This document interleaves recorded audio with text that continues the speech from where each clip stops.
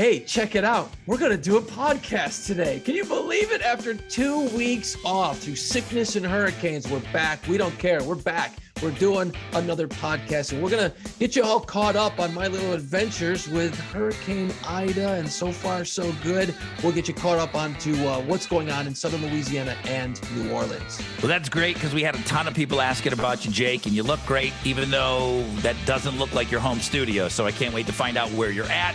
Also, football starts up, okay? Here we go. Now, Saints, Texans, Bills, we'll kind of run through where we think they're going to be, and I'll talk about this ESPN simulator where they ran the entire season 20,000 times, and we'll give you their predictions, but more importantly, our predictions on our teams. And then we're going to dive into our top 5 favorite football movies of all time. And dude, there's a lot to choose from. There's some good ones, and I'm sure we're going to get it wrong, according to some people. Let's do this thing.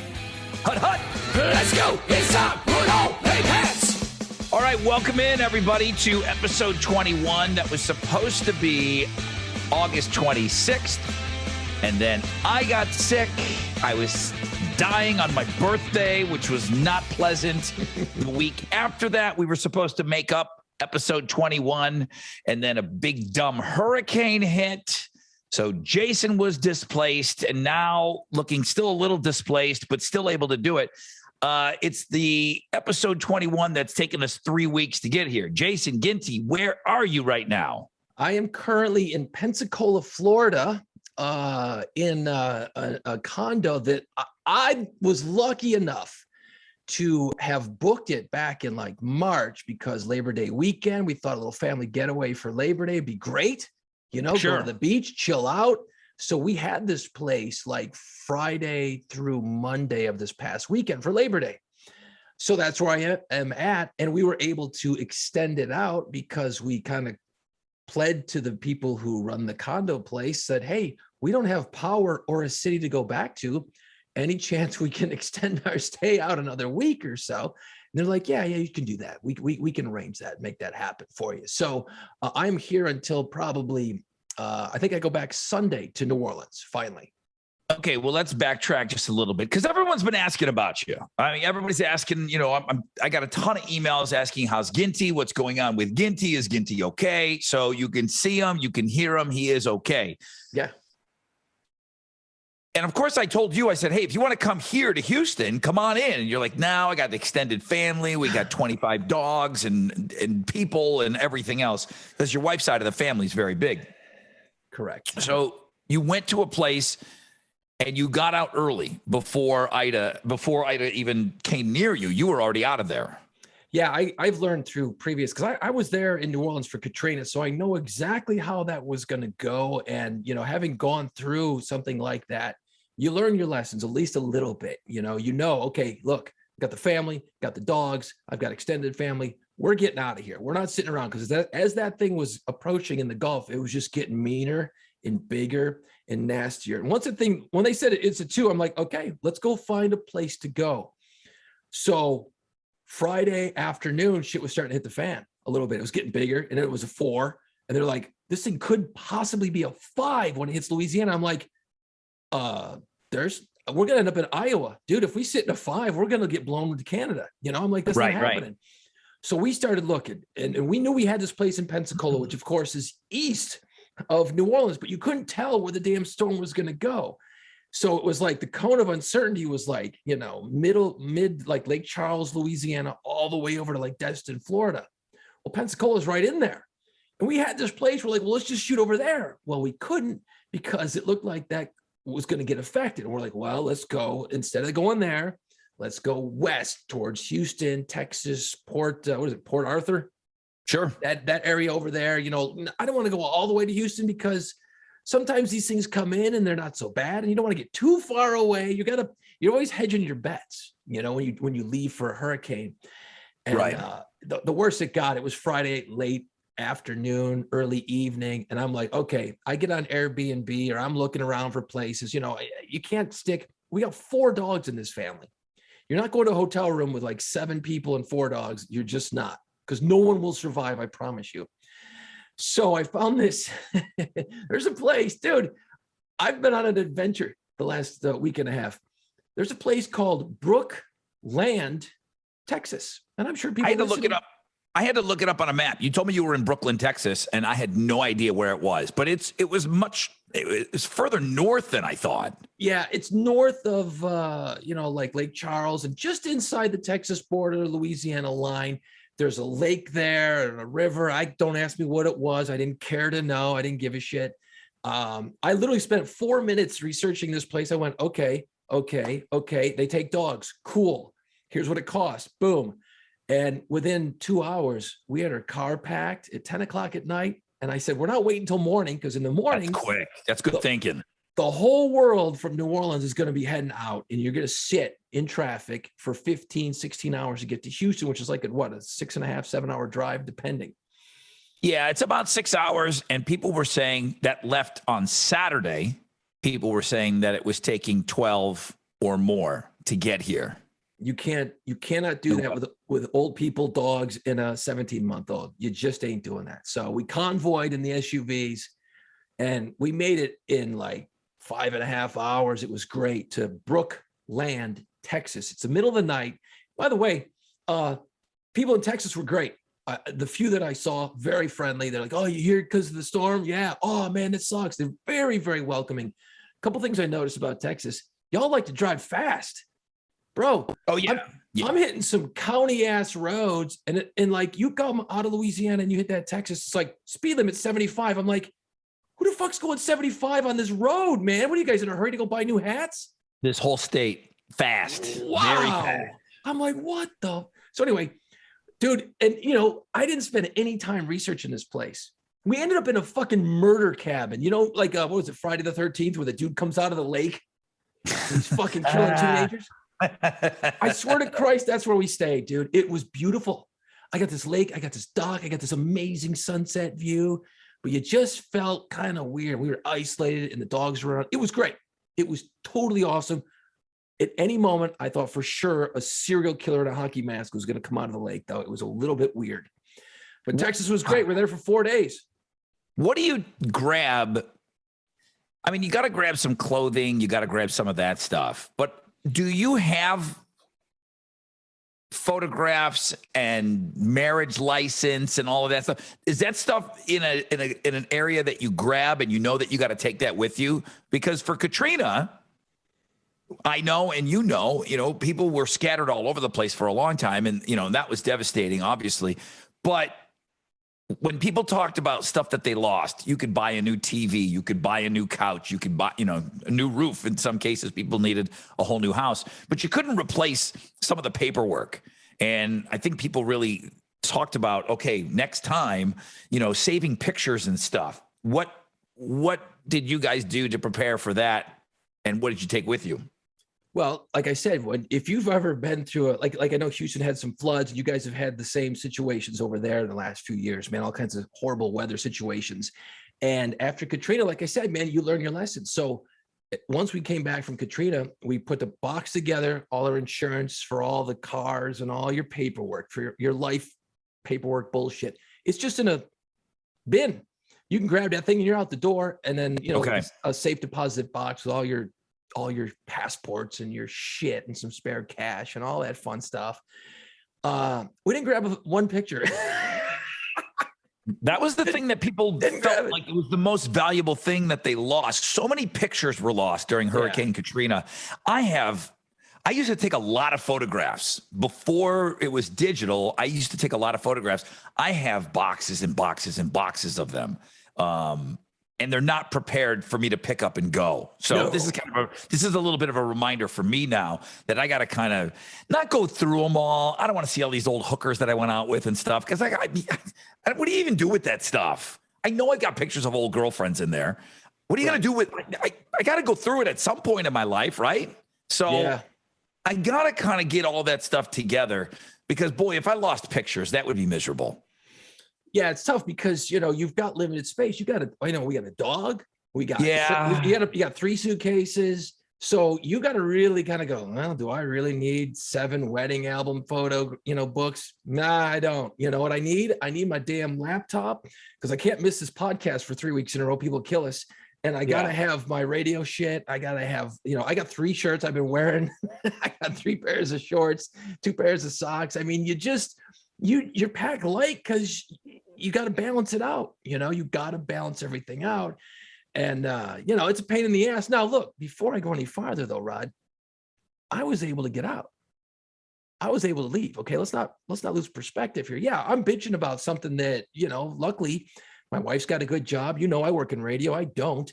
But we had some money sitting around so we could escape. You know how many hundreds of thousands of people couldn't do that in Louisiana? Yeah. So I don't want to sit here and go, oh, life sucks, and you got to keep perspective in the situation. Does it blow? I'm not going to lie to you, man. I've been driving across Louisiana like 3 or 4 different times. I've been all over the damn place the last couple. You did go back to your house, right? We left Brookland, Texas, because we could only rent it for so many days because the dude had it rented for Labor Day weekend, so we had to get the fuck out.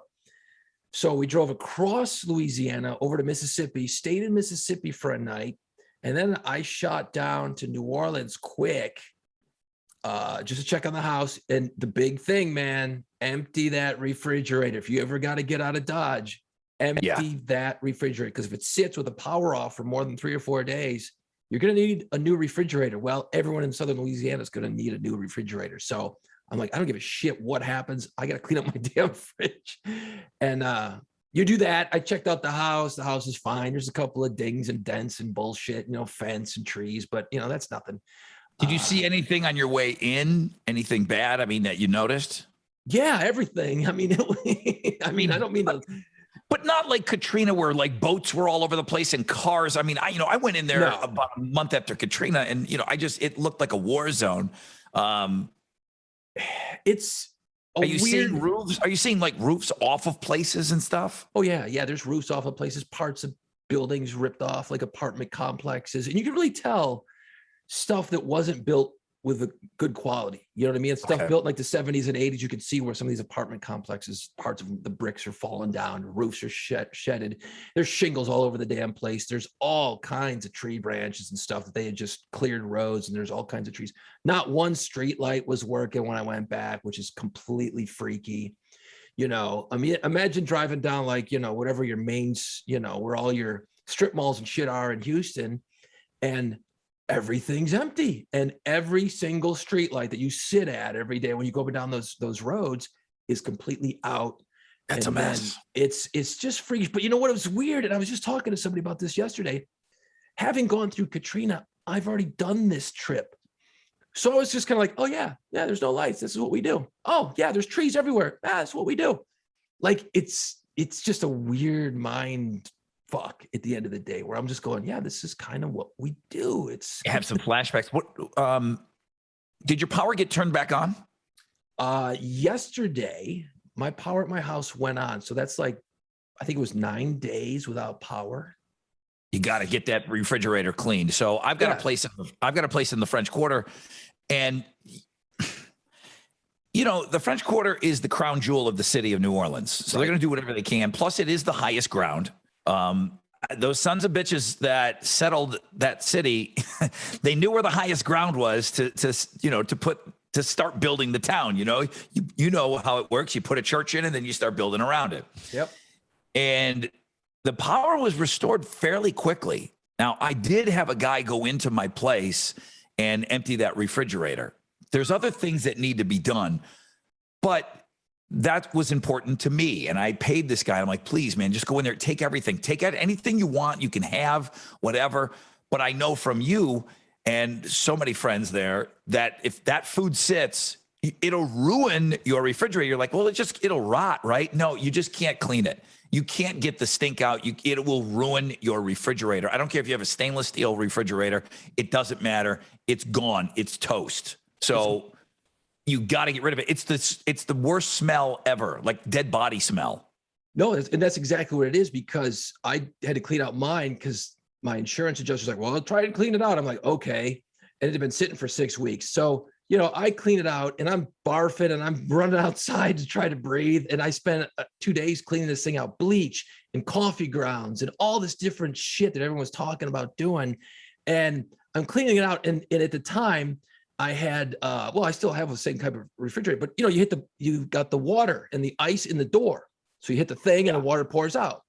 So I cleaned it all out. It still stinks. So I got the doors open and turned off. So it's airing out and I'm spraying it constantly and everything else. So I'm like sitting there and I'm like, I should probably clean out that water line that runs through the fridge. Oh, no. Because it's going to be stanky too. And I'm like, oh, well, that'd probably be a good idea. Dude, there were maggots crawling in it. I called up the dude. I go, bro, this fridge is coming out. There's no way I'll ever be able to eat or drink out of this fridge again. So you got to, the fridge thing was a big freaking deal. So I think a lot of people learned a lot of lessons if you were there for Katrina. Don't get me wrong, it still sucks, but you learn. But here's the thing. Can't get it, and then you can't buy a refrigerator after that. Everybody needs one. You can't get one. You're living out of your cooler in ice, and ice is at a premium because a lot of places are still coming online. There's only like 50% of the gas stations are open. I was going to ask you how did you guys fare with gas? Man, I tell you what, you pump up the tires a little bit fuller and you empty that car and you go and you glide a lot. You hope, fingers crossed, man. It got a little weird coming from Texas to Louisiana because like by Lafayette, there was no gas. Lafayette, Louisiana. That's like 2 hours away from New Orleans. There wasn't a gas station with gas. So you just hang on and hope for the best. But 50% of the gas stations are now working and they've got gas, but it's still going to be another week or two before that gets going. Grocery stores, hit and miss, just got some things, it's not good. I mean, New Orleans itself, okay, just so people in Houston get it, because we're going to want people to come and visit. Okay. That is the lifeblood of New Orleans. So I want to paint a picture so people get it. New Orleans took a bunch of dents. Okay. The fucking power poles, dude, they fell into the fucking river. In the Mississippi River. And that report came out fairly early. And they said, this is going to be a big, big problem trying to restore power. Now think about this. Power lines go down across the Mississippi River, lines that went from the East Bank to the West Bank. Yeah. So you've got power lines in the water. Just give me a number, Jason. How many ships go through there every day? 150, 200?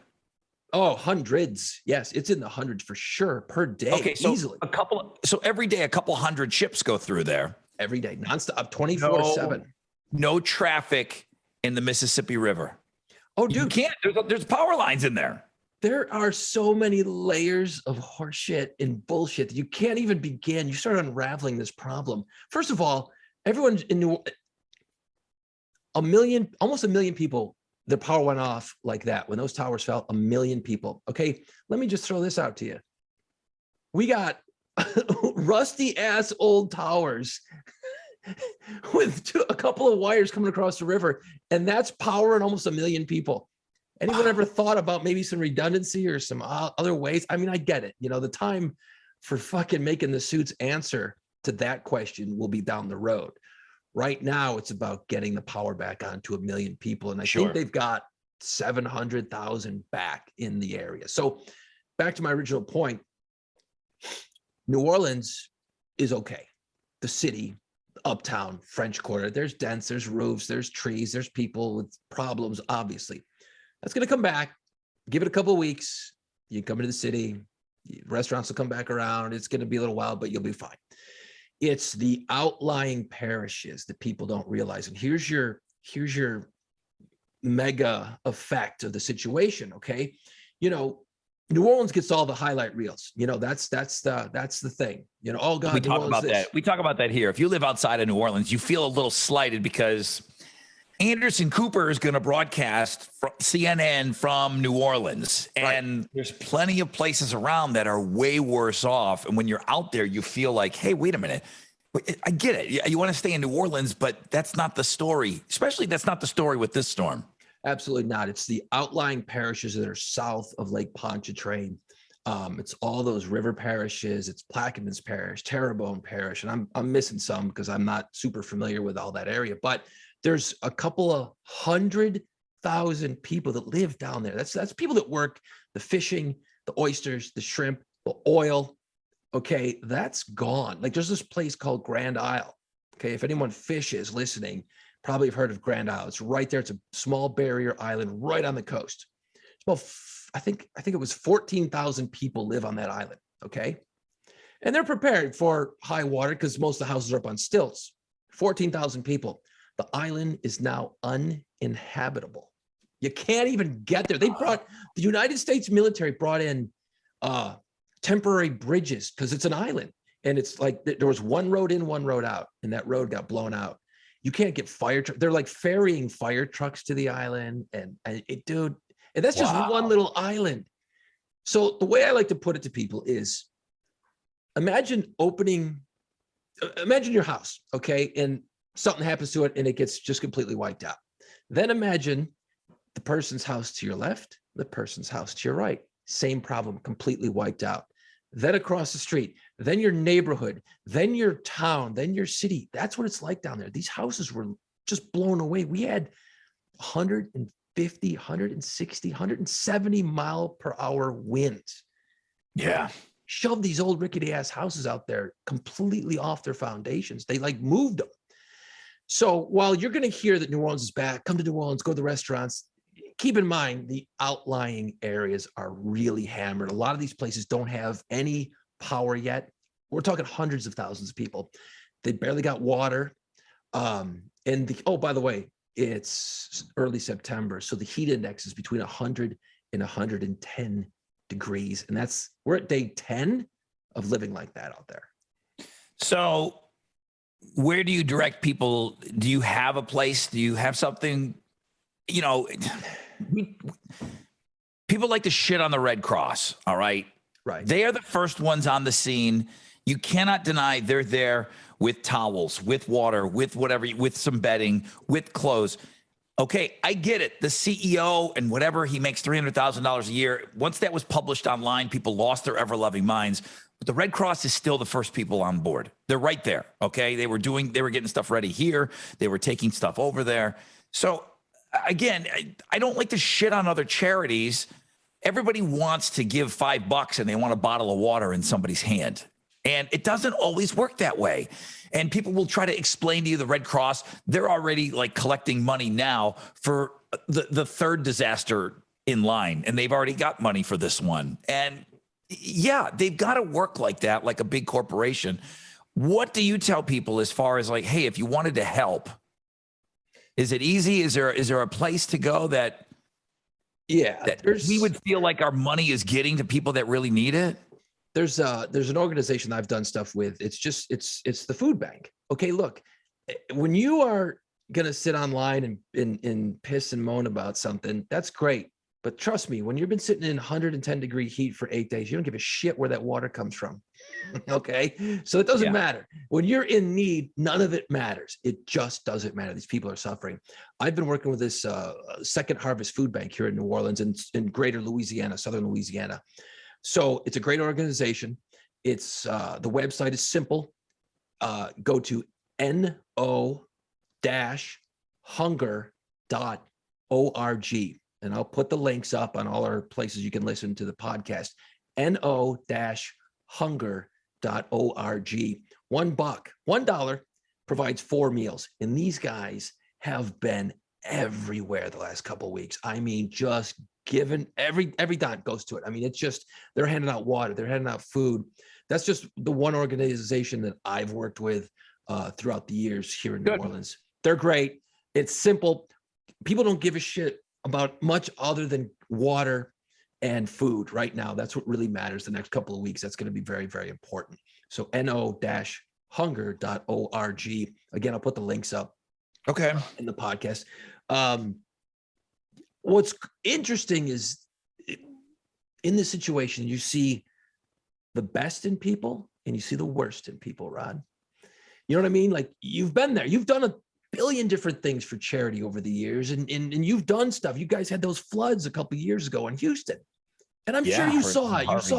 You saw like, wow, man, some people really stepped up, and you're like, holy shit, I never expected that out of that person. And then you see other people, it's just the worst. And it's like, man, you you just don't know. But New Orleans is a very community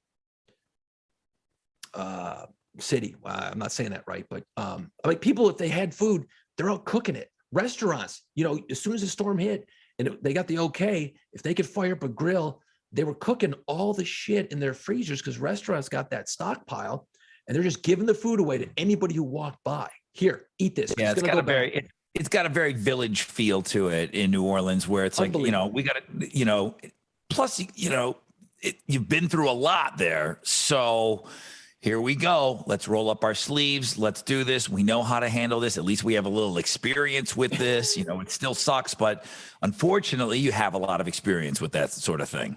What is interesting, and there is positives. First of all, after Katrina, the city flooded, but it flooded because of busted ass levees. The Corps of Engineers pumped in billions of dollars in the last 10, 15 years, have been putting brand new levees all around the area. Well, guess what? They worked. They held. They worked. So awesome. That's really, thank God they did. Holy crap. There's be a whole nother story right now. They worked. So now the big talk around New Orleans is, hey, rickety ass old power company, maybe do a little maintenance, get these wires down on the ground, because the French Quarter came back up because all those wires are in the ground. They ain't telephone poles. 30,000 telephone poles, dude. 30,000 telephone poles got snapped off. Holy shit, where do you even start? You know what I mean? Like, where do you even start? I know a lot of guys and a lot of trucks were headed in that direction. I saw from Tennessee coming in, a lot of trucks, the linemen and stuff coming in from Texas. It was great. We always talk about it on the air is, Louisiana and New Orleans specifically, just because of my connection there, we always think of New Orleans as it's like our little bro. It's like our little brother. It's our little sister, and so many people have so much fun there. And, I've learned over the years that people really do bounce back and forth so much between those two cities. And we've been through it. So we kind of know what it's like. But I saw so many trucks headed in that direction. I got to give a shout out to Mattress Mac. He came over on the show and, he started loading up trucks immediately. Immediately started loading up trucks, and he had 50 trucks ready to go, full of stuff. It's not us, but we know what it's like to be in that situation. So there were a lot of Texans. And like I said, everyone was asking me about you and making sure that you were okay. And then not doing the podcast for 2 weeks. Everyone's freaked out like, hey, what's going on? So I'm glad you're able to even we can piecemeal this thing together with you in Florida. Did I already ask you, when are you hoping to get back home? I think I'm going to go back on Sunday. So, we have this place through Sunday, which is great. I've been working out of here. The radio station, doing a bunch of shit for them. So, the podcast, everything else is going on. So I've been working a lot from this area, and then Sunday I'll get back, and then I can't wait to get back and start just helping whomever needs it out there. So that's going to be the push the next couple of weeks, just to volunteer, man. This shit, everyone always thinks, oh, that something bad always happens to someone else, or I used to think that years ago until Katrina hit. I went, holy shit. You always think of it.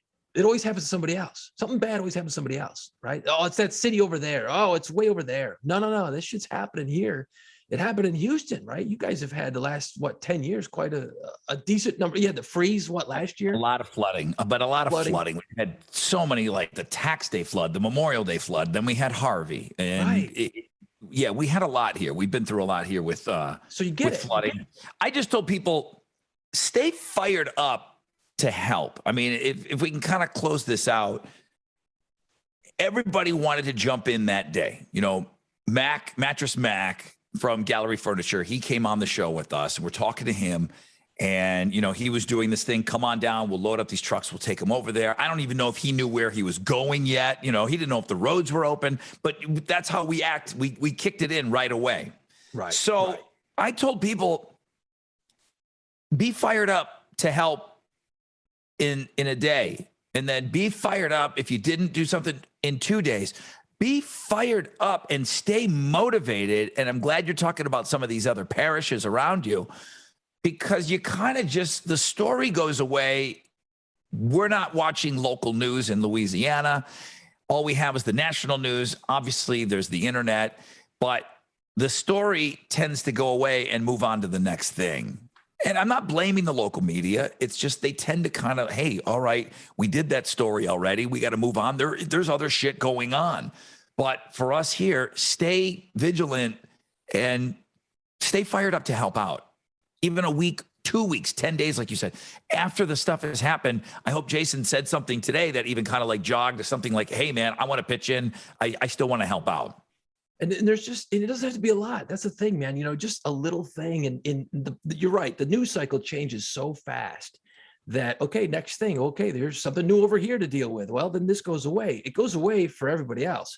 That shit ain't going away. This is going to take months and months and months because you've got you've got so many X number of houses ruined. So how many roofers you think they got here? You know, it's going to take time to get everything put back together. I mean, you got whole houses and communities just wiped off the map. So yeah, it never ends. It's going to be here for a while. You know, hopefully we make it the rest of the hurricane season with nothing else. You know, that's the scary part now. It goes until November, right? Yeah, November 30th, it ends. Oh, no, to the end of November. Yeah. It goes to the end. Now, we're in the heat of it now. I mean, it's usually mid-August through like end of September. That's when the Gulf water is the warmest, and that's when the shit is really, you know, potentially the worst.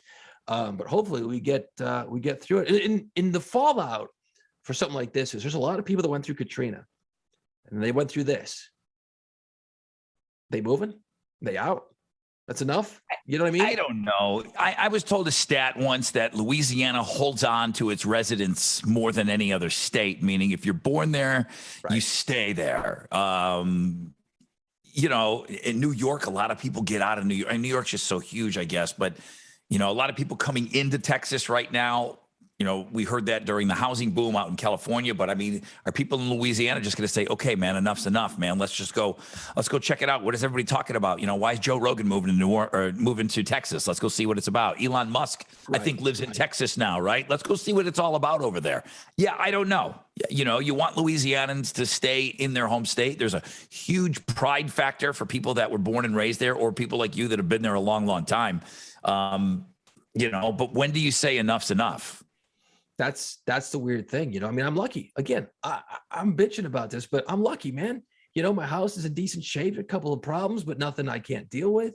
But like someone who's maybe this is their second time having their house completely destroyed.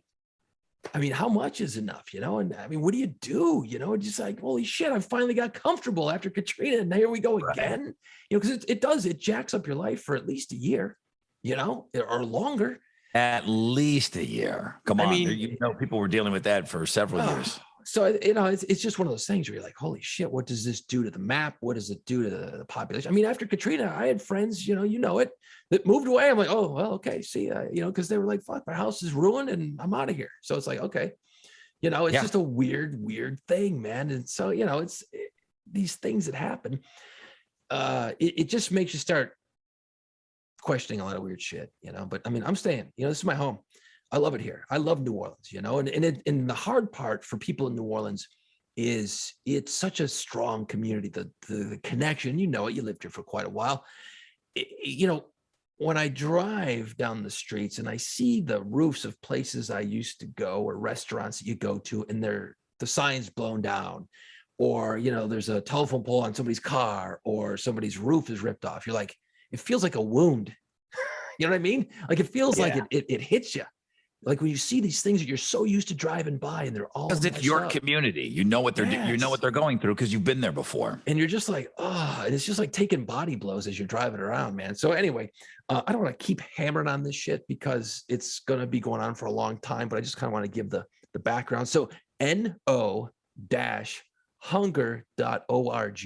$1 provides 4 meals to people in southern Louisiana. So, you know, a couple bucks can go a long, long way. New Orleans Saints displaced. They will be playing on Sunday. They're playing a late game. They're going to be playing in Florida. Are you going to make it back by the time the Saints are on Sunday? You know what, man? It's so weird. When you get into this mode of you leave your house and you just got 3 shirts and your dog and that's kind of it. You know what I mean? Like I haven't really thought about it. I got to be honest, man. Like the rest of the world kind of. It'd be it'd be some great escapism, you know? Oh, don't get me wrong. It's going to be a big deal. Like if you got power or your neighbors got power, you're watching the game. That's what's going to be cool. Is everybody who's got power is going to have the game on, and it is a community event. And it's going The Saints have unified that city before. They're going to do it again, man. Win or lose, they're going to unify it, because they've already a bunch of the players been donating money and time. So I mean, it is a good thing. So yeah, I'm obviously going to try and watch the game if I'm not on the road again. All right. Well, coming up, I do want to do just a little bit of football talk. We're going to talk about some other things today on the show, but I want to do a little football talk. We'll get into Saints, Texans.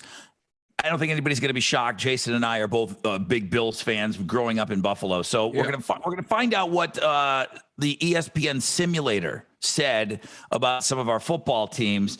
And then I did ask Jason to put together a top 5 favorite football movies. Difficult or easy list for you to make? It was hard because as I did my research, I'm like, oh shit, I forgot about that one. Oh, it's like every time we do these top 5s, I'm like, oh shit.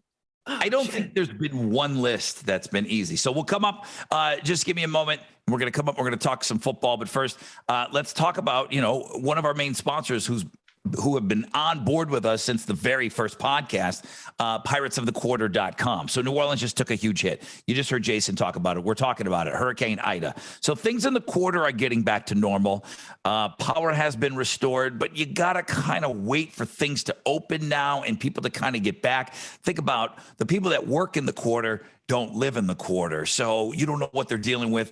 So it's going to take a little bit of time to get back to normal. Okay. We know we've seen this story before. So you might want to wait a couple of weeks. You're going to get information from us, obviously, of what's going on and when's going to be a great time to get back in there. So when you make the visit, and if you are looking down the road on making a trip to New Orleans, piratesofthequarter.com is the website. And you take a pirate tour, and you hear me talking about it all the time. You hear the stories of real pirates that once roamed the streets of the French Quarter. Discover pirate history of New Orleans. Piratesofthequarter.com. At Pirates of the Quarter is all of the socials, and they do a great job on social media, second to none. So links on the Playpants podcast page and our YouTube page. Football is back, baby. This podcast will air Thursday morning. And Thursday night will be the opening game of the 2021 season, where fans are allowed back in the stadiums. So that's going to be the big difference, man. That's a huge, huge momentum, a huge push for all of the players. Unfortunately, the two most hated things in my life, Tom Brady and the Dallas Cowboys, are the opening game on Thursday night. So Jesus, what's the point of watching that horse shit then? Jesus. It really is. I mean, he's so hateful. I mean, he's great. He's the greatest of all time. Got it. I don't need to talk about it. Tom Brady, I hate him. He beat up on my Bills for 20 years. Okay. Like, people in Houston know what Peyton Manning did to us all of those years. Well, not even that bad. Okay. It wasn't that bad here. They just absolutely owned the Bills for 20 years. So I have to hate on him. And then I have to hate the Dallas Cowboys, going back to some old Super Bowl history that we have. So that's going to be tonight, if you're watching this when the podcast comes out on Thursday. Bills play at home versus the Steelers this weekend. That's going to be good. Texans take on the Jags. So you got a division rival there, but it's the number 1 draft pick, Trevor Lawrence, the kid with the long hair. Yeah. And then the Saints Packers. You guys do not have it easy. Plus, let's not forget. Now, I've been a Saints fan for a long time. You have to. Pre-Drew Brees, Jason and I become Saints fans. It just happens when you live there. It just happened to us. And then you have all these amazing years with Drew, and then now no Drew Brees. So it's a much different vibe going into the season. It is. I actually went, and it's a shame we didn't get to do a program there a couple weeks ago, but I went to the preseason game in the Dome. It was the Saints versus the Jags. And it was awesome. Did Trevor Lawrence play much in that game? He did. He played, he started. And then what's the guy, Gardner Minshew or whatever the hell his name is? The guy that's like Burt Reynolds with a crazy mustache? Yeah, the mustache guy. I fucking love that guy. Dude, yeah, he got cut. He got cut. He literally is Burt Reynolds. He's walking around pregame. He's got a half shirt on, and he's going through the stretches, and he's a fucking badass. I'm like, and then I read the next day they cut him. I'm like, why would you cut that guy? He's cool. Anyway, yeah, Trevor Lawrence, he looked okay. but you had to be vaxxed, you had to wear your mask, and you had to prove or a negative test to get into the dome that night. So is that the NFL policy? No, It's not. It's going state by state. So it's going to be, every team's going to be different on that. Okay. So this is what the ESPN runs, this NFL simulation machine, and they can gauge, and apparently they've really kind of nailed it in years past. They ran 20,000 simulations of all the games. All the data is in this computer, right? And they just virtually play games. The computer plays the games with all the players and all the stats and everything. Dude, 20,000 games. That's insane. Played. Okay. This is what they got. So we're talking about Jacksonville, which is bad for us here in Houston. Right. Jacksonville gets the number 7 playoff spot. That rookie might possibly be up for rookie of the year. They say that Trevor Lawrence is the real deal. Dude, he's going to get his knee snapped by the 4th game, man. That's what's going to happen. They don't have an offensive line. He's fucked. So there are going to be 5-12 teams. The worst, shittiest team in the NFL, according to the simulator, is going to be 5-12. The bad news on top of that bad news is one of those teams is the Texans. Yeah. Dude, we're just not going to be good here. We're just not. And, you know, that chaps people's asses like, well, why would you say that? Dude, all those years, okay, I knew the Bills were going to suck. It doesn't mean you like them less, but you know they're going to stink. Well, I'm still going to root for them. Of course you are. Of course I am. They're going to suck this year, okay? They're going to suck. And it's still football, and it's still exciting, and it's Sunday football. I can't wait. Out of the 5-12 teams, Carolina Panthers are going to get the first pick thanks to the tiebreaker. Yeah, they're going to suck. People are going to figure out Lamar Jackson. He leads the team to a 7-10 season. Jameis Winston closes strong, gets the Saints into the postseason. I can see that. I totally can see that. Think about it. He's had that year under Drew Brees, and they worked together a lot. Okay. And he keep in mind, Jameis Winston wasn't really bad other than a lot of interceptions with Tampa. He played pretty well over there. Now he had some head problems. Okay. You know, he did okay. They won some games. You got Sean Payton, who's amazing quarterbacks coach and all this shit. So they've been working with him, man. And again, I saw him at the preseason game. He played like the first 4 or 5 series and was just slinging that ball and paying attention on the sidelines. I mean, so I hope he does at least decent, you know, and we could easily go 7-9 or 9-7, 10-6 maybe. Tessa was screaming her tits off. Dallas wins the NFC East with a 10-7 record, according to ESPN. 20,000 simulations, Jason. Really? Colts put together a 13-4 season, so they're going to win our division with Jacksonville somehow back-assing into the playoff. They'll get the 7th spot. Here we go. This is where it comes down. Cleveland takes down Kansas City in the division round of the playoffs. Kansas City gets knocked out by Cleveland this year? I think okay. So. Yeah, I like that.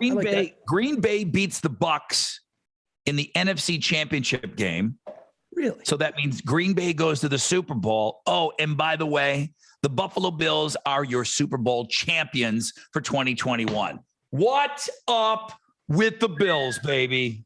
Wow, that's a lot of expectations, man. Oh, right there. Bills Mafia. So, yeah, I saw something on Sports Illustrated. They put out their power rankings. They're the only ones that didn't have Buffalo in the top 4. Sports Illustrated had the Los Angeles Rams at 4 and us at 5, just so they think it'd be different. Everyone's got to make a list, right? Everyone's got to make a list, and everybody wants their list to be just a little different so that we talk about it. So there you go, SI. I talked about your shitty list.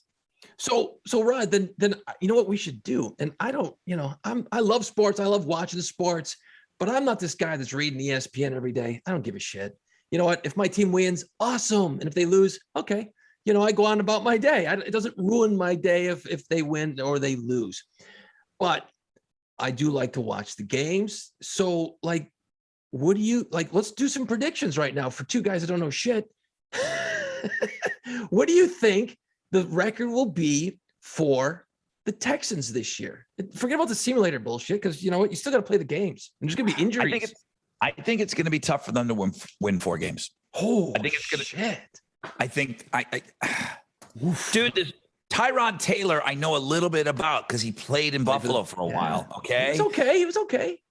He kind of blows. I'm sorry. He does. He just kind of blows. And Texans fans I'm going to get lit up all day after this podcast airs. Tyrod Taylor sucks. I'm just telling you right now. I wouldn't mind going and taking a look, and this isn't much better. I wouldn't mind going and taking a look at Cam Newton. If you want to piecemeal some kind of season together, okay, we got Danny Amendola we just signed, but Cam Newton is better than Tyrod Taylor, and Cam Newton can't complete a pass right now. So at least he can run it once in a while. I don't know. Tyrod Taylor sucks. Dude, I kind of agree with the ESPN. I think we win 5 games. Oh, 5. Man, 5 is the over-under for what they're going to win. Yep. That's a long year, man. That's a long ass year. 5 games. 5 games. How many games for the Saints? Saints, man, that's tough. I keep thinking 10. I think they win 10. You know, I keep going back between 9 wins and 10 wins because we got a lot of weapons, got a good defense. Nobody thinks about the Saints and defense, but man, our defense is going to be badass. And our offense, man, it's up to Jameis Winston. You know, it's totally up to him. If he's going to do better than decent, we're going to be okay. Is he going to lead you to the promised land this year? I don't know about that. You know, 10 games. I mean, are you taking an L on opening day? Fucking Green Bay. But you know what? There's so many variables, and there's a lot of shit with Green Bay with Aaron Rodgers. You know, I don't want to play here. I do want to play here. I mean, you got a lot of locker room shit. Obviously, Houston's got some shit going on with their team. The worst shit going on. So our friend Briggs is in town this weekend. Right. And he said, Deshaun Watson's still on your team, right? I said, yeah. Kinda. He looks at me, he says, he's a really good quarterback, right? And I said, absolutely. Absolutely. He's a really good quarterback. He says, he's still on your team, right? I said, yeah. Why aren't you playing him? I don't know. He was getting his wiener tugged on, and they don't want to put him in there because they don't know if he's these charges, and you don't want to be playing him, and it looks insensitive. And he's our 3rd string quarterback, dude. He's not doing anything. It is the most effed up franchise in the league right now. It's a mess. It's a mess. Okay. Our last coach put us in the hole. Fucking JJ Watt goes to a football team and just says bye. We didn't get anything for JJ Watt. We just let him go. We just let him go. He was like, we just said, hey, you know what? You've been so great, man. Go ahead. Boom. We're not going to hold you hostage. We just let him go. That's insane. We got 0 for JJ Watt, top 3 receiver in the NFL. Okay. And DeAndre Hopkins gets let go for like some 3rd round draft pick. Holy shit. Dude, we had superstars on this team at one point. Yeah. It's just bad. Yeah. It's just bad, dude. I can't believe how much it tanked here. Give me a record for the Bills. Fuck. There's 17 games this year. Oh yeah. An extra game. I keep forgetting that, man. Damn, the extra Bills. Game. You know what? Just tell me how many wins. They get 12. They get 12. They get 12 wins. All right. You're 12 I'm going wins. 13 and 4. That's pretty good. You got 12 and 5. Here's the $1 billion question. We've been down this road before back in the early 90s, man. It's tough to go. Tell me I'm getting my fucking hopes up, because I am. I don't need you to tell me to maintain my fucking expectations. And I don't need you right now to say, dude, you know what happens in Buffalo when we get excited. You can fuck off. I am excited and I am full on this season. Do not tell me to maintain or hold back. I'm full on. No, I was going to say, I'm so in as well. I can't wait. I'm going to get fucking heartbroken at the end of the year, but I'm so in, man. You know what's weird is they're playing the Bills are playing the Saints in New Orleans in October, November sometime. No, Jason Ginty. They're playing Thanksgiving. Thanksgiving, that's what it was. Yeah. Yes, I don't know what the fuck's going on. So yeah. So what's weird is like in my house now, it's like getting a little weird. Okay, because like my wife actually grew up in Buffalo for a few years, so she's a Bills fan. But when it comes to the Saints, she's a Saints fan first, Bills fan next. And I'm like, that's fair. For me, all those years the Bills have been sucking, I'm like, I still would watch the games that they were on. I still followed them, still loved them. But it was all about the Saints because they were winning and Drew Brees and kicking ass and all that shit. You were a part of them winning a Super Bowl. Yes, all that. How do you not get involved, you know? And you and I were there for some really lean years of the Saints, okay? We came in after the bags on the head, right? But there was still a few bags on heads when we got there. So we went through some really tough years, but we were there for their first playoff victory. You know, we were there for some of that stuff, their first playoff appearance, for God's sakes, and then their first playoff victory. So, yeah, I mean, I became a huge Saints fan as well. You know, Buffalo was always in the back pocket, but you got a little bit of a house divided there. I got a huge house divided. My chick's born here. She doesn't give a shit about the Bills. No. She's from here, okay? And now my daughter, you know, she's 3. She doesn't know what's going on. She likes the Bills. She likes Texans, whatever mommy and daddy are trying to, you know, pulling tug of war on the kid. But yeah, no, Thanksgiving days can be wild at my house because, like, my kid, he's kind of caught between both. He likes both teams, so he doesn't really know where to go with it all. And I'm telling you, man, I'm all Bills for that game, dude. It's gonna be wild in my house, man. I'm gonna have to like eat Thanksgiving dinner outside when that game. Would it be different if Drew Brees was still there? Would it affect who you're rooting for? No, because I know how good the Bills are, and I know like. This is their chance. This is it. This next couple of years is it for the Bills, I think. For now, you know, I think they got such a great chance. And that Kansas City game, man, you know, if our defense would have showed up that game, it would have been a whole different world because the offense never quits. And that quarterback, Allen, is fucking so fun to watch. He's so damn fun to watch. He is. I tell Texans fans all the time, there's plenty of room on the bandwagon. Come on over, man. Just come and hang.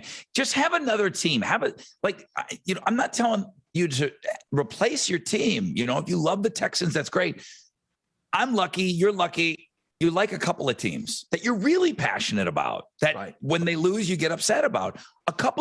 It's okay to have a couple of teams, but it helps when you kind of live in those cities and you move around a little bit. There's some emotional connection there. Totally. It would drive Jessica crazy. When Jessica was on the show, she was like the world's biggest football fan. And if it didn't mean shit for the Bills, which for the longest time it didn't, if they came in here, I'd root for the Texans. You know why? And I'll tell you. Because I live here and they had a shot of going to the playoffs. Right. And that was a better situation for me. But right now with the Bills, I can easily go, I want everybody out of the way, including the Saints, including the Texans. They're not playing, but I want everyone out of the way. Well, a few years ago, the Bills and the Saints played in the Dome. I think you came in for that game. And at that point, I was like, I fucking want the Saints to win this game because the Bills aren't that good. I think we had Tyrod Taylor as our quarterback at the time for the Bills. So it's like, that's when I moved to the Saints. Yeah, I was in Bills gear too. And it was nice to be treated. The Superdome treated me nice. I'm not walking around the Superdome and anybody saying, hey, you're Rod Ryan, you're Rod Ryan. It wasn't like that at all. I was just wearing the enemy colors. Right. And, you know, New Orleans being a tourist city, my wife got treated very, very well. You know, a couple of ribbings here and there, you know what I mean? I mean, the group of people that I was with almost got into it with Chris Lee, our buddy from Super Group. He was so blasted. He was ready to take on all the Bills fans just because he was having a husbender that weekend. But it was fun. For the most part, we really got treated well. Yeah, I had season tickets a few years ago and I went. And we'd always get people sitting next to us from the other teams, you know, and I'm like, hey man, thanks for coming to the game. Hey, where have you eaten? You know, hey, go to this restaurant, try this bar. And, you know, if their guy makes a good play, hey dude, that was awesome. High five, you know, and then you give each other some shit, but it's a fucking game. At the end of the day, you're going to go home and stuff, you know, but you forget. And I'm real honest about this. And it's not anything that I'm proud of because I was a part of the culture too. Buffalo does not give a shit about tourists. Okay. No money from tourism. It's not important to that city. It should be. It's not. They don't care. If you're wearing other colors, it's not a friendly environment. You guys have heard about what happens in Philadelphia. Buffalo is just as bad. Brutal. They're just as mean. I mean, mean. I remember people in my group being mean. I don't remember me being very nice to people wearing, other, uniforms and other jerseys and stuff. It's a place where they don't care. They don't look at, boy, thanks for coming here and pumping money into our economy here locally. That's never been said in Buffalo. It's not a friendly place. Sit with a large group of people if you go to Buffalo. And I'm apologizing because they're not nice. No, and it's nice. And don't get me wrong, there's people in New Orleans that are just like that as well. But overall, it's not bad. And like, I've been watching all these people getting fights at baseball games and football games. I'm like, who the fuck's fighting in a game? Who's fighting? Why are you fighting? Dude, fights have been out of hand at baseball. Baseball, it's boring, man. You're sitting around. Can you imagine the aggressiveness of football? What's going to happen? Oh, good Lord. God. I mean, it's baseball. This dude's out there swatting at bees. Come on. Who gives a shit, man? You're fighting at a baseball game? Get your shit together. Get your shit together, man. Come on, Rod. Let's take a short break. And I don't normally like to keep and I know you don't either, to back end our top 5 lists. But why don't we just take a quick break, and then we'll come back and we'll keep just a little bit of football talk going, but it'll be more football movies. And I threw this out to Jason today, and I said, hey, let's do this. I knew we were going to talk some football, and then let's bring it around. My favorite genre of movies might be sports movies. I really do. I love them all. I love them all. I don't have to love the sport, but we'll do our top 5 football movies coming up. Dude, football is rolling now. And you know what? If you're going to go watch some games, if you can't go to the game, you can always go to Lucky's Pub West, I-10 and Barker Cypress. College football. Dude, we don't even talk about college football. And you know what? After living in the South for a few years, I've become a college football fan to a point. So the college football games all day on Saturday, NFL, all the games all day on Sundays. Plus, this is like the best time of year for sports, the next couple of months, because you've got the football, you got the college football, baseball playoffs are going to be rolling. Then, of course, you're going to kick into NBA, and they're going to kick into hockey. So, I mean, right now we're going to that awesome sweet spot of sports watching and the place to watch it all. Lucky's Pub West, I-10 and Barker Cypress. Like I said, the college football on Saturdays, the NFL on Sundays, Astros baseball, 40 TVs, great game day specials, amazing food, the best pizza on the best side, the wings, absolutely incredible, burgers, and of course the famous Philly cheesesteak egg rolls and steak night every Thursday night. Put some meat in your mouth. Come on, get over to Lucky's Pub West and check out their Facebook page for all the details. Lucky's Pub West, I-10 at Barker Cypress. Man, you know what? I and this is going to sound crazy, but when I was planning my getaway to get away from New Orleans for the hurricane, you're just going to live at my bar. I was like, you know what? I could go and just live on those Philly cheesesteak egg rolls, and I could finally just chill. And then I thought about like, oh my God, can you imagine me hanging at Rod's for like 10 days? He'd fucking kill me. He would murder me after 10 days. Yeah, no, it's probably not. I'm glad I didn't go. I appreciate the offer and the fam, and you were great. And I'm like, that's probably not a good idea. I got a lot of things coming with when I escape. I got a lot coming with, bro. We'll get into that. I want to talk about that. Yeah. So I haven't watched too many sports movies in the last few years. I don't know why. And this is great because my kid's at that age now. He's going to be 13. We're going to dive into these now. This is a great reminder to get back into the sports movie world, Rod. I just watched a sports movie, and the reason, if it's done well, it doesn't matter what sport it is. I love sports movies, and my mom loves the movie Miracle. My mom's she's never watched a hockey game in her life. But if she's never, ever once watched a hockey game, okay, even up north. Right. But if the movie's done well, my mom will tell you. She loves sports movies, will not watch a football game, will not watch any pro sports, but loves watching these sports movies. Loves them. I just watched to prove to you that a movie, it doesn't matter what sport it is. If it's done right, it's done right. I got to give it my full endorsement. I know we're going to talk football, but Borg Mcenroe. Oh, nice. Not a documentary, dude. Not a doc. It's a movie. Okay. It is so fucking great. Shia LaBeouf plays McEnroe, and the guy that plays Borg is just, you can tell he is some Swedish guy who's super handsome. Doesn't look like he's wearing a wig. Looks like he grew his hair out. He looks just like Bjorn Borg, which is probably, I mean, we're young when this is happening. You know, Jimmy Connors is in there, but it was the Wimbledon, and it really is just the movies leading up to them facing each other for the first time. And dude, a tennis movie. I know we're talking football. We're going to get into the football movies. Dude, this movie's really good, man. See, I got to watch that one. Cause I remember, you know, like you said, we were young at the time. And I remember that was always like John McEnroe, Jimmy Connors, Bjorn Borg, Boris Becker, Yvonne Lendl, all those names. Oh, wow. You know what I mean? It's like, and I never watched that shit on TV, but you just always knew about them. You just knew these tennis guys because it was like they were the rock stars at that time period. They put tennis really on the map. What was it, like the mid 80s, late 80s? It's early 80s. Yeah, early 80s. I believe it's early 80s. I don't think I ever watched a whole match in my life, but McEnroe was nuts. He was like the craziest fucker on and then later on it was Andre Agassi and all those guys. Yep, they were the next wave. So I'm just telling you, sports movies I love. So I threw it out to you and I said, okay, football season, let's have some fun. Let's talk football movies. Very difficult for me. So many. There's a lot of ones. them. There's a lot. There's at least 10 to 15 you could really, really go, okay, these are all really good. Why don't we do top 10s? Because we're dumb. Okay. Lazy. No, it's 10's too many. I don't feel like going that. I don't want to put that much effort into this thing, dude. You got to be, I'm honest. Okay, I'm not gonna fucking work that hard.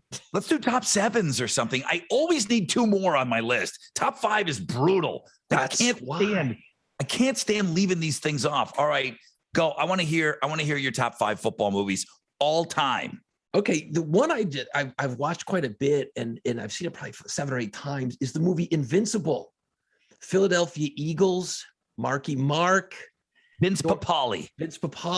Was it Vince or George? I can't remember. Anyway, yeah. And I've really paid attention during the movie, obviously.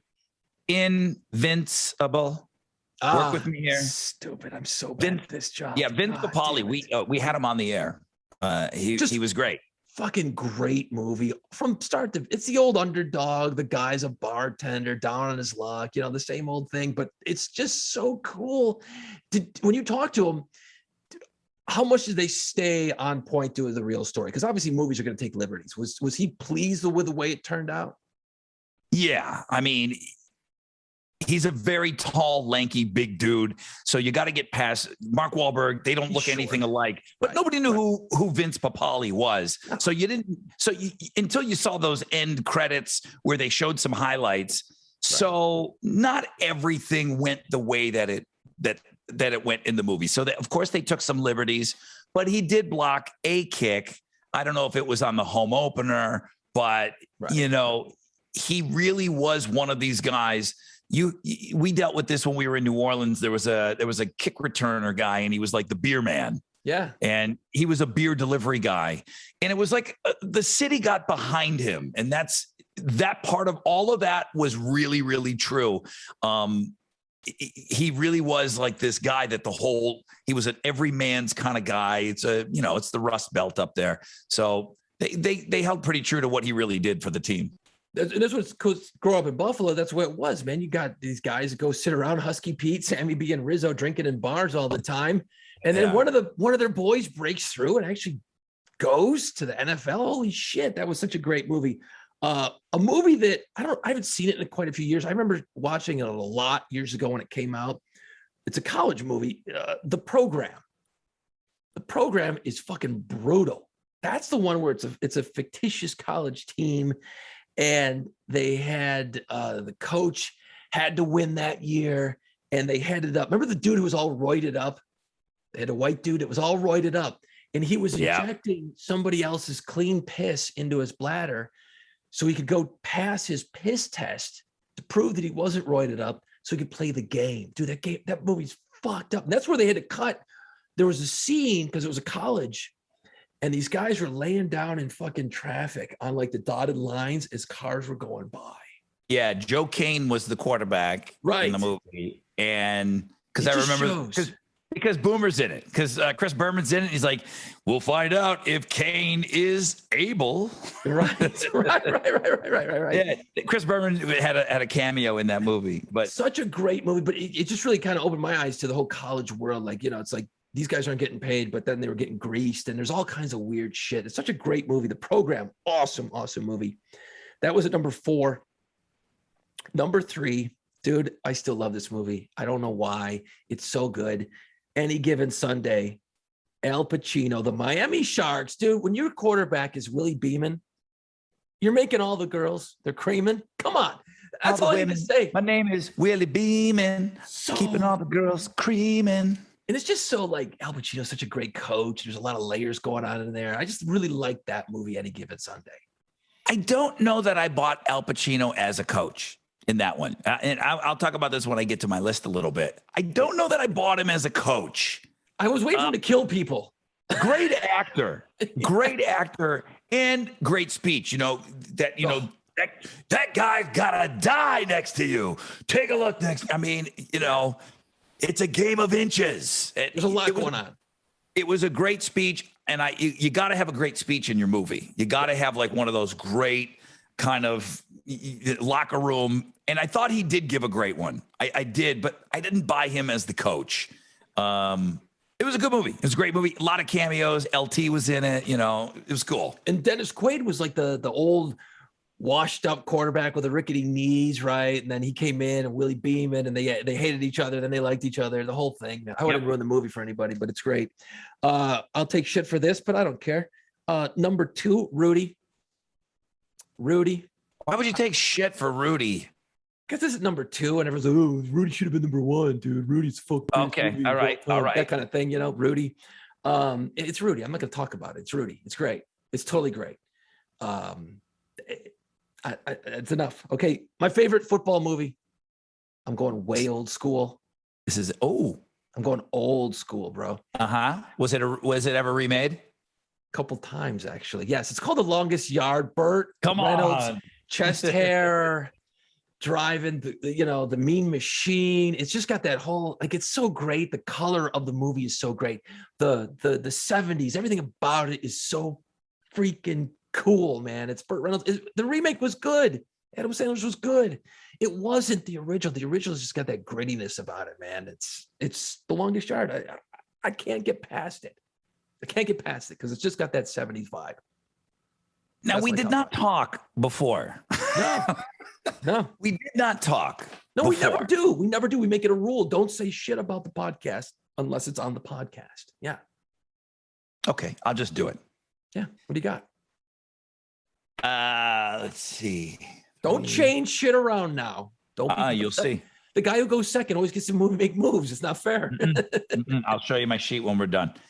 In at number 5, The Program.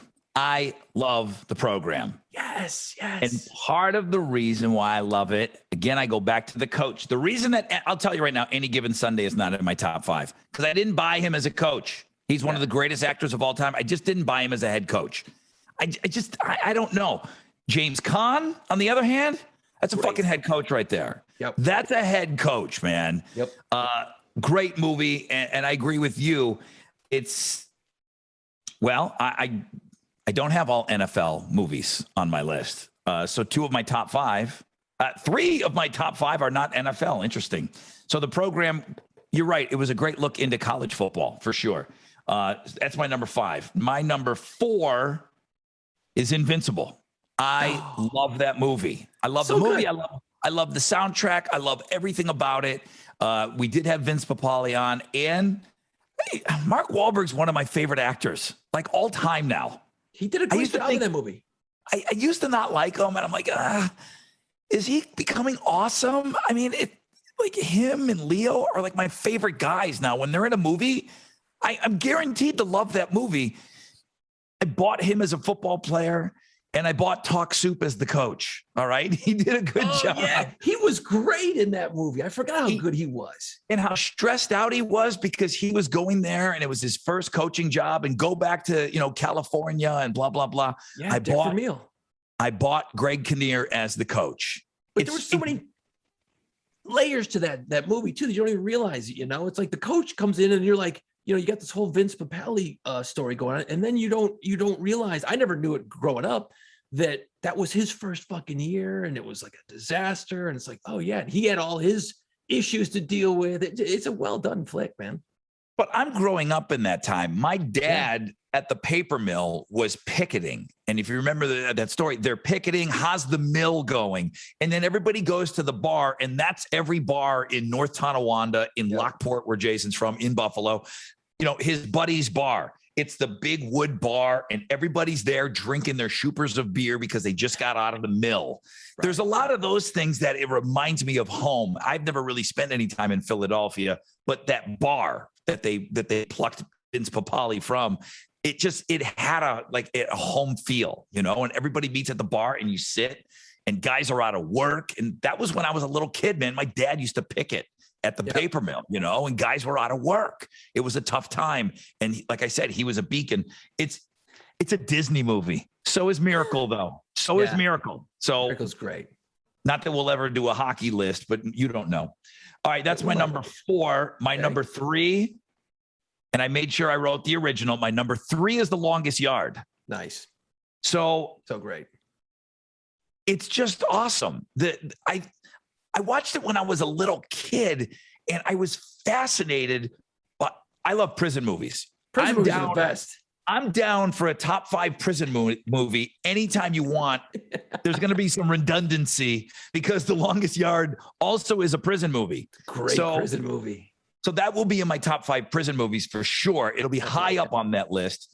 But yeah, I love prison movies. Burt Reynolds is great. The guy played college football, so he was perfect as Paul Crewe, and he just had that rebel. Everything was great about it.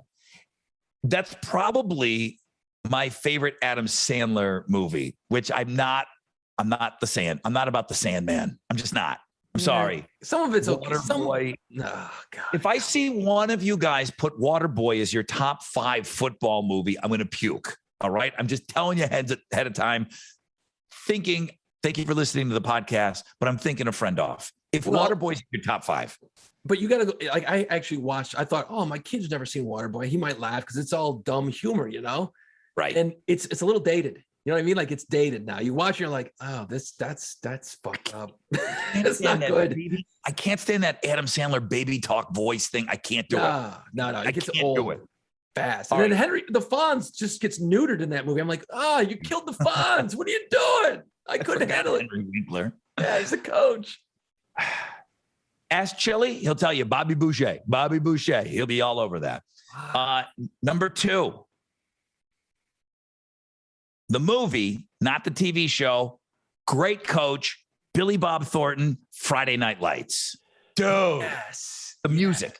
The music is so good. It's this guy that he's done some other things, and the music is so great in that. It's so intense. And then there is some pop music in there.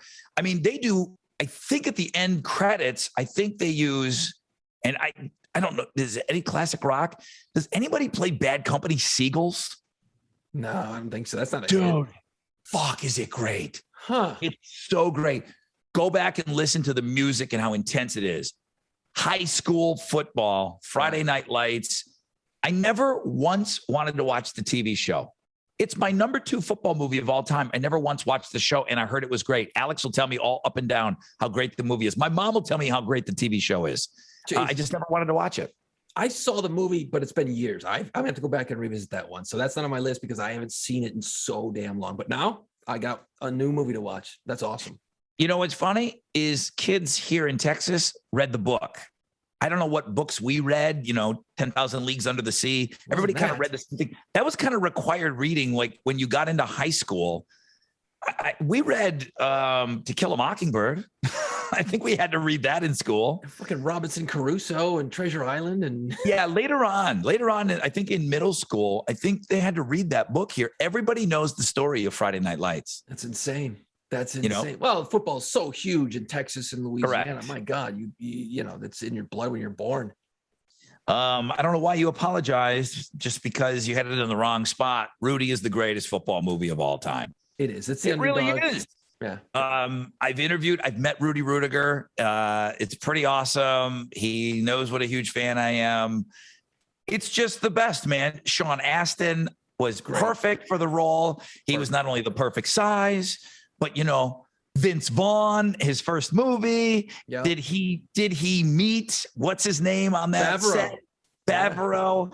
It's so great. It is such an unbelievable movie. Great music. I've got the soundtrack, so I'll play like that when we're talking about it on the air. And you just hear that music. There's not a time that I watched Rudy that I didn't cry. There's not one time that I didn't get choked up. I don't remember the black guy in there that is the janitor. He had a show on Fox called Rock. Yeah, he's great. And he's so mean and he's so cold, but he goes to see him play. Yeah. And oh my God, Rock showed up, you know. And his dad gets to see him, Warren Beatty. God rest his soul, just passed away. But I mean, Rudy, it's the best.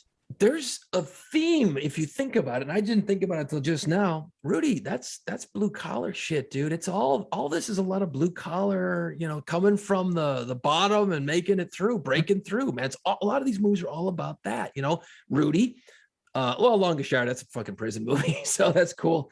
The program, Invincible, obviously.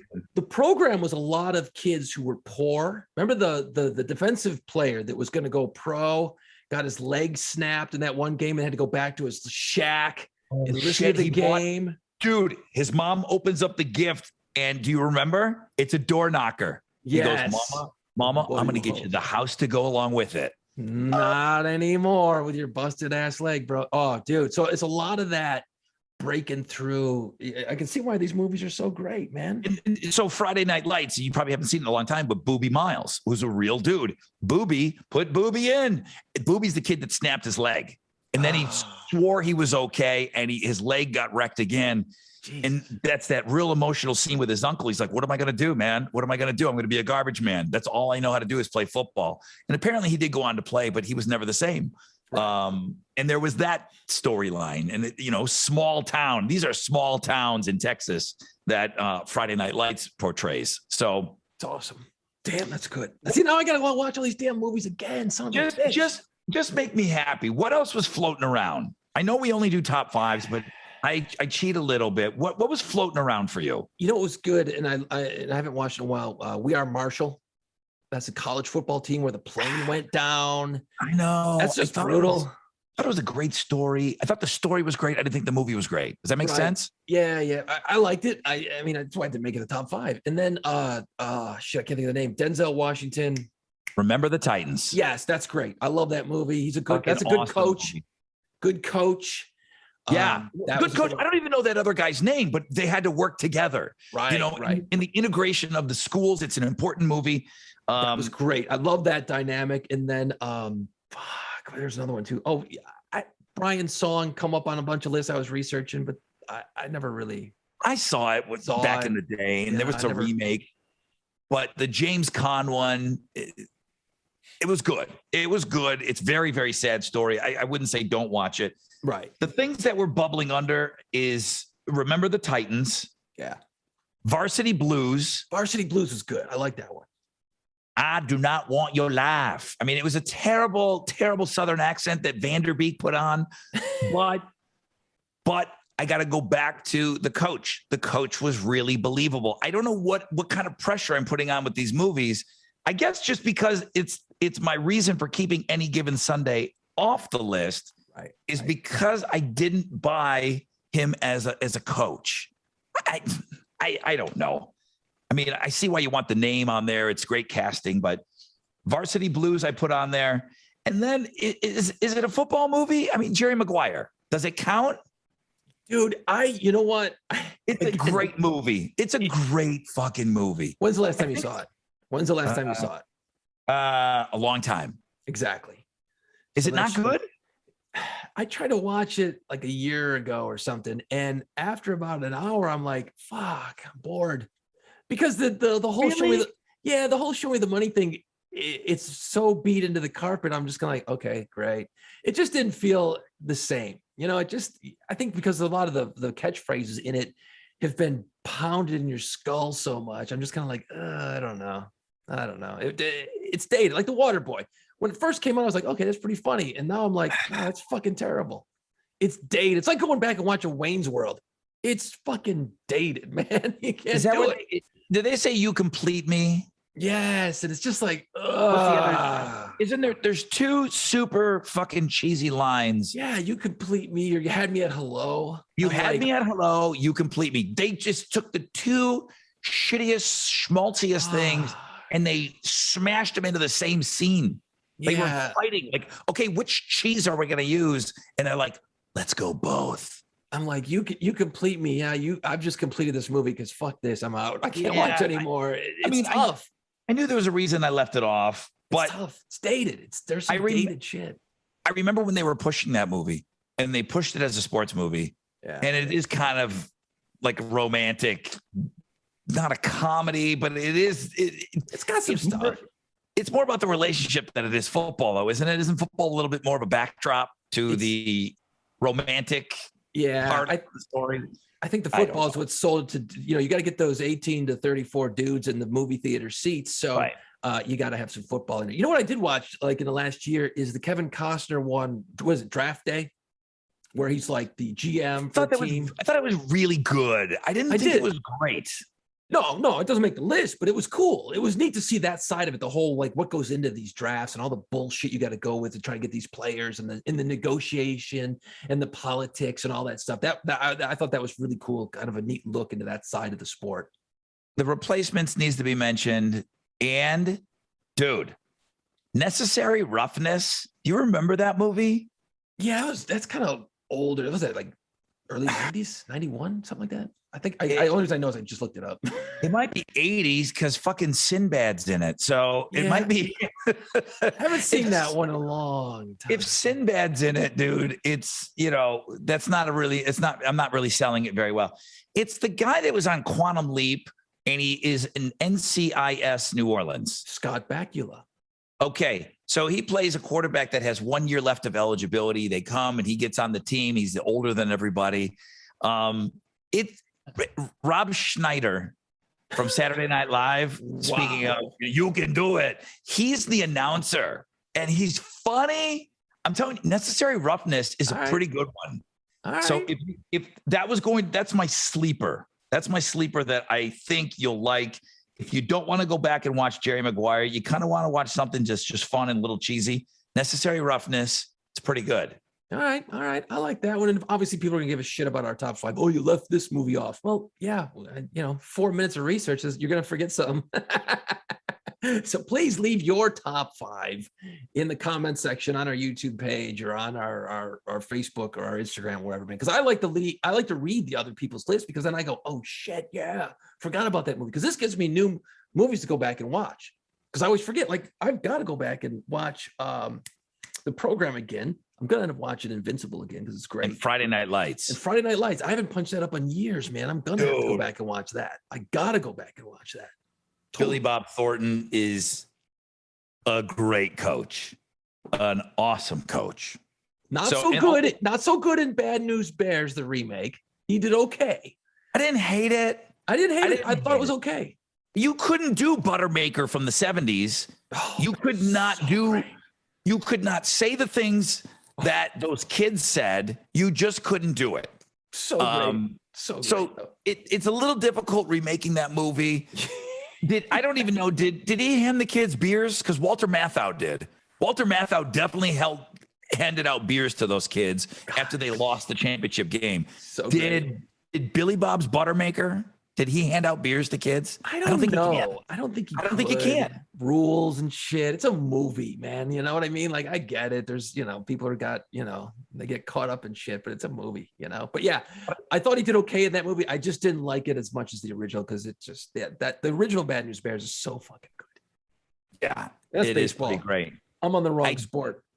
I just saw, too, the second one. That's the one where they come to Houston and they play in the afternoon. Yeah, and they let them play. That whole thing, yeah. That was on last week on TV. And I like that one, too. I like the coach. That dude was a cool coach. He just was, like, friendly, and he was, like, the opposite of Buttermaker.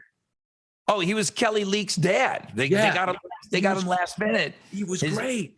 That was like his father that hadn't been around. And like Kelly looked him up and he said, yeah, William Devane. Yeah.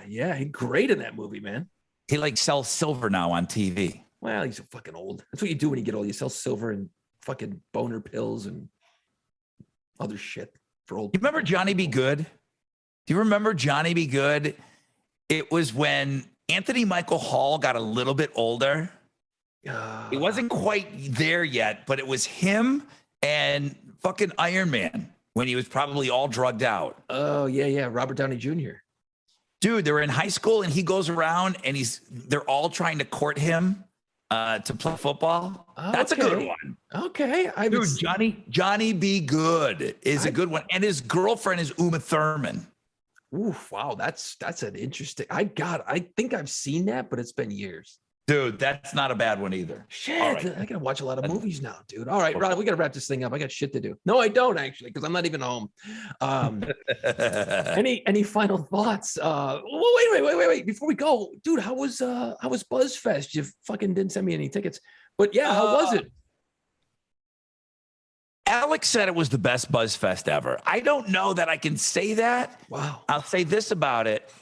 I watched more music at this BuzzFest than any other show that we've ever put on. We had stage announcements and that was it. Normally we're running around and we're doing interviews and you're missing stuff. And there's two stages and it's a crazy, crazy day. One stage, I saw all of the opening act, Mirror Lake, which this girl can just sing her ass off. Local band that won a contest. Mm-hmm. Aaron Jones comes on. He steals the show, bro. I'm like, is this the best thing all day already? He was technically the opener. Dude, Aaron motherfucking Jones. All his right. Band is sick. His guitar player, the little guy on bass wearing a ZZ Top shirt. And then the drummer kind of looked like Questlove. The band was so tight. Wow. He's from Seattle. He's like, hey, man, he hit a chord. And I went, oh, that's Nirvana. I went to Alex. I'm like, that's Nirvana. He hit this weird chord.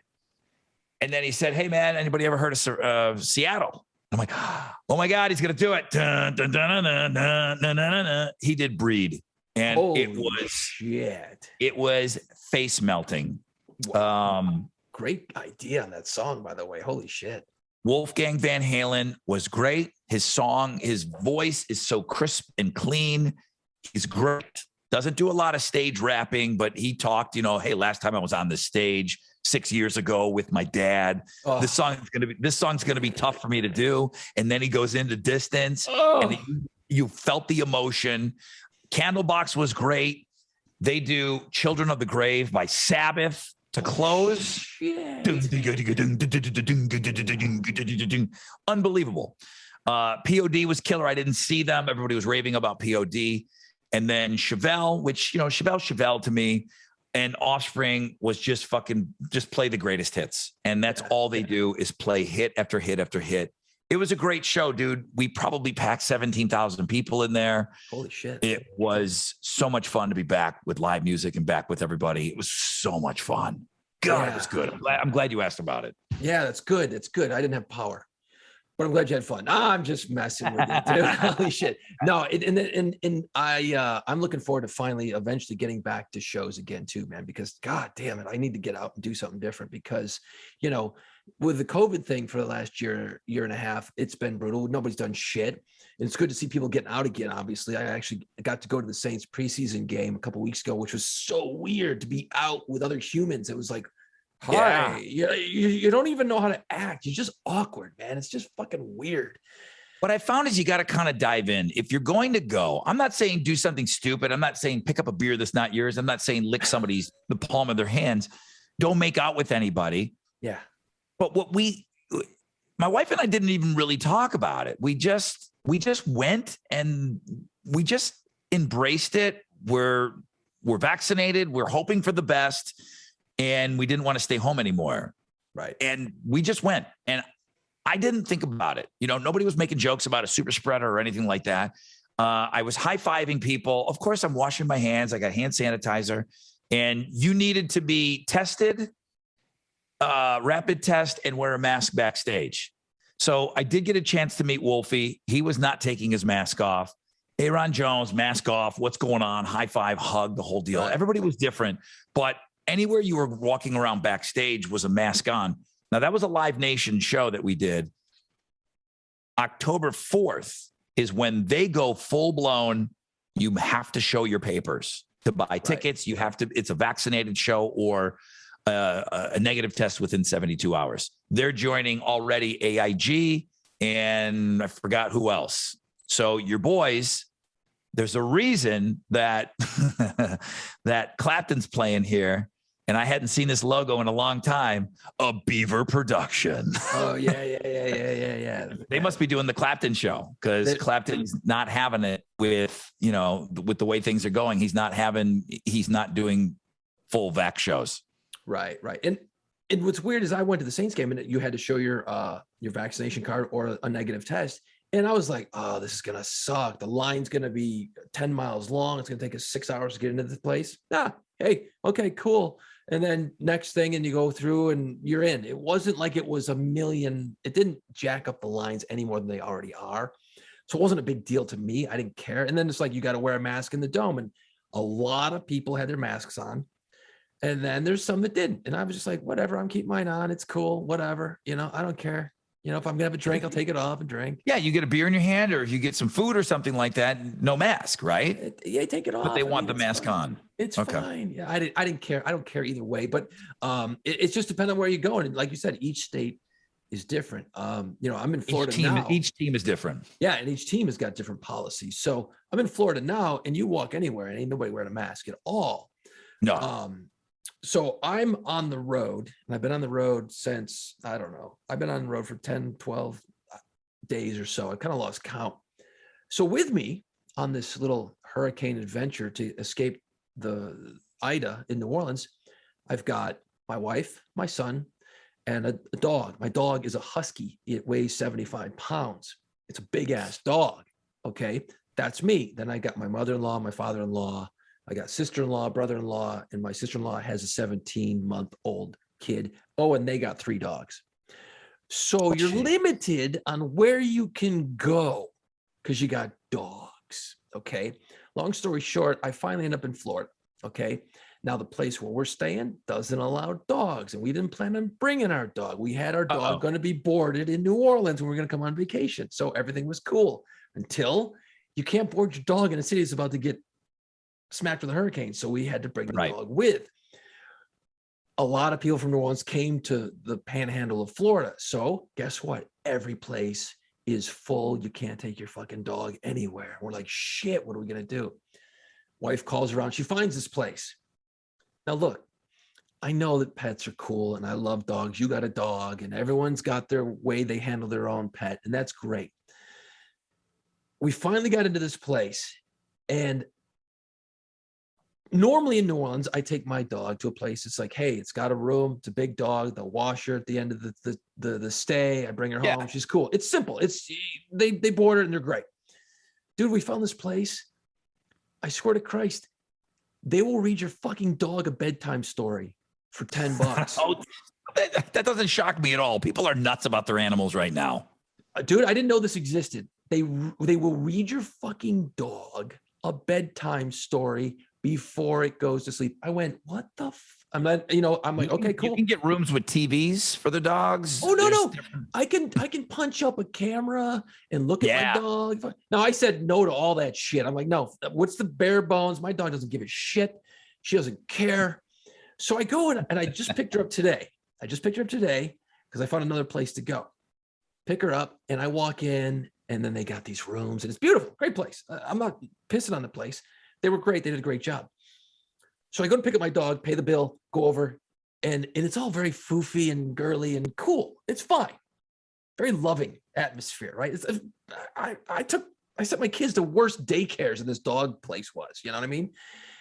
So I go in the back to pick up my dog, and dude in the back, going back to our original point about blue collar and badasses and all that shit to the sports thing we were doing earlier.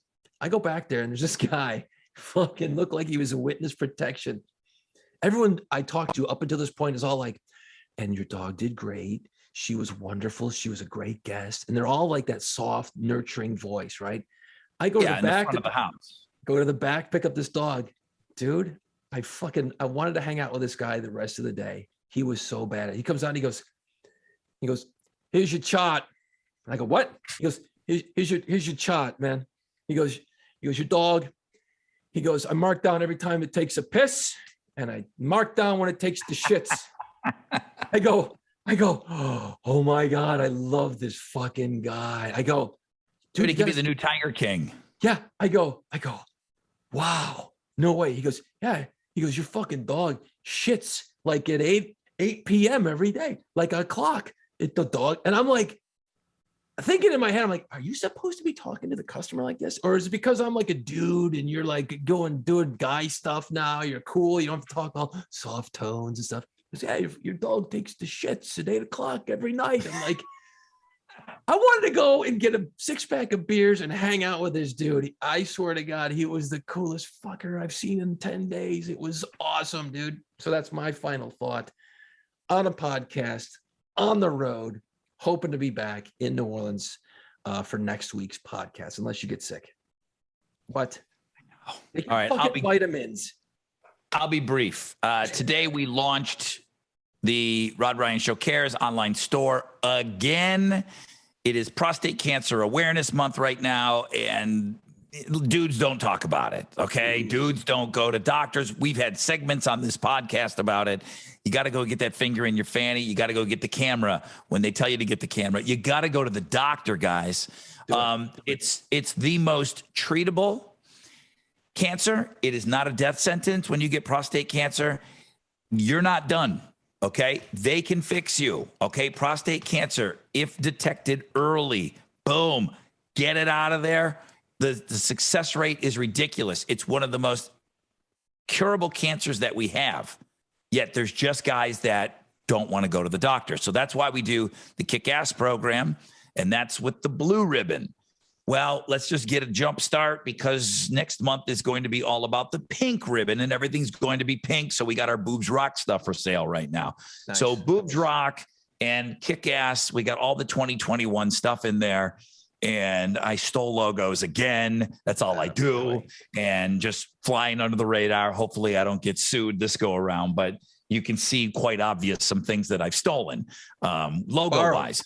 Borrowed. But the money, and I don't shit on other charities. I told you in the beginning of the program, I said, I don't shit on the Red Cross. I don't shit on other charities. You choose where you want to go with your money. This money here, that we sell the t-shirts, and it's mostly people that are in this market that are going to be buying them, but it stays here in Houston. We have the world's biggest medical center, and I think it's the greatest. And MD Anderson is here, and people come from all over the world. So we adopted a team of doctors years ago, headed up by the great Dr. Lucci, who's kind of famous, and he's a rock star in his own right. He looks like Billy Squier. Like, think about Billy Squier trying to cure cancer because he plays guitar.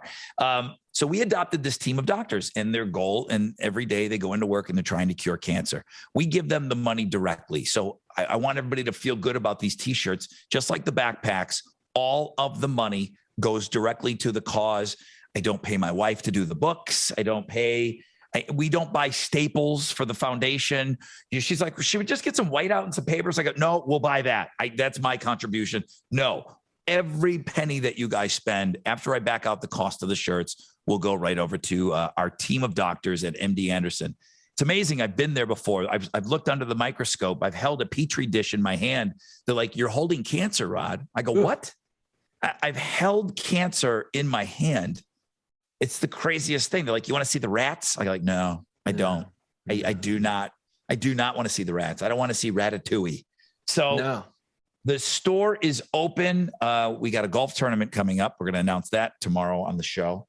And I'd appreciate you guys going and having a look, man. And if you don't want any of our stuff, you can just donate $5. I don't care. But it's right there on the store. Go to the Rod Ryan Show cares.com or links and guests on our website. So that's it. We're back at it again, man. We just got done doing backpacks. We had our biggest summer ever, man. Over $100,000. I think $111,000. Jesus, that's insane. That we gave to Houston Children's Charity. Yeah, selling T-shirts and people donating to the backpacks. So it was I asked people for money 3 weeks ago, and then I stopped. The whole time we're designing new shirts and getting ready for this new program. And then here I am back at it asking you for money. Ginty's trying to get you to go over to the food bank. All charities are great. Second Harvest Food Bank, no-hunger.org. For the Second Harvest Food Bank, and I any food bank, and Hal with his furniture bank, and all of these things. We try to like dip around to all of them. So I will get over to the Second Harvester Food Bank and I'll make a donation today. That's tomorrow. Awesome. Yeah, but we will make a donation tomorrow, 100%.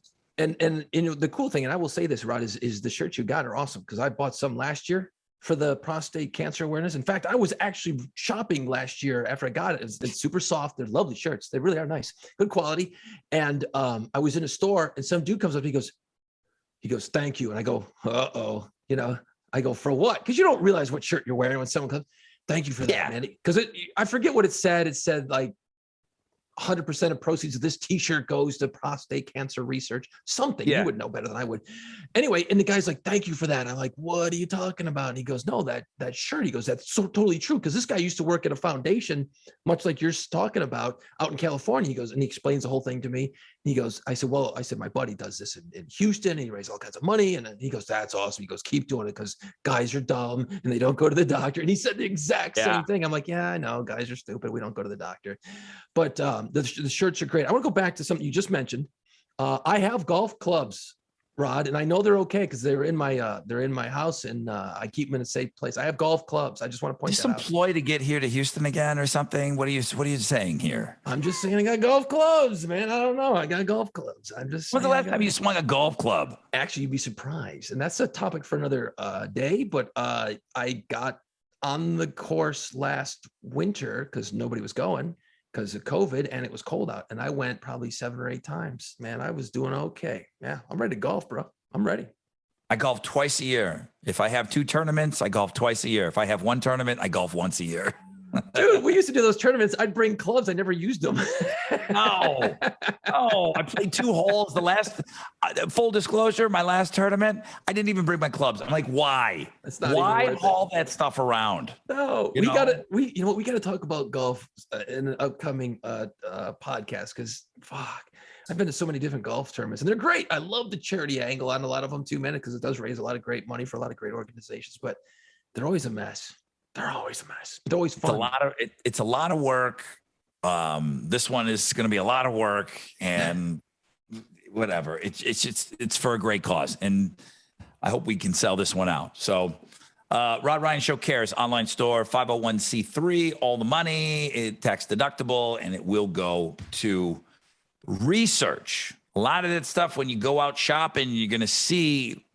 You got to kind of read some of that stuff. Right. Again, not shitting on other charities, but some of these Save the Tatas out there, a portion of the proceeds go, and it's a for-profit thing, and a portion of the proceeds might go somewhere. Read the fine print.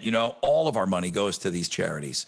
That's awesome. All of the money that we make, all of it will go. So all I got to do is back out the cost of the T-shirts. But 100% of the profits, that's the key. 100% of the profits will go. I don't have to back out for anything other than the raw materials. That's it. That's awesome, dude. So that's cool. That's cool. All right, bro. I'll be buying some shirts again. It looks like I'm going to do some shopping here. Just take care of you and the family. Get back in your house and make sure everything's all right. It's going to be all right. It's going to be all right. It's going to take a little bit of work, but everyone's going to be cool. We're going to be good. So, all right. Thanks, guys. If you're watching, come on over. Circle the wagons with me here with the Bills this year. Because nobody circles the wagons like the Buffalo Bills. Oh, my God. That's it. We're out of here. I'm done. Later, guys. Let's go. It's time. Put on play pants. Find us wherever you listen to podcasts. See us on our YouTube channel and follow our social media pages at PlayPantsPod.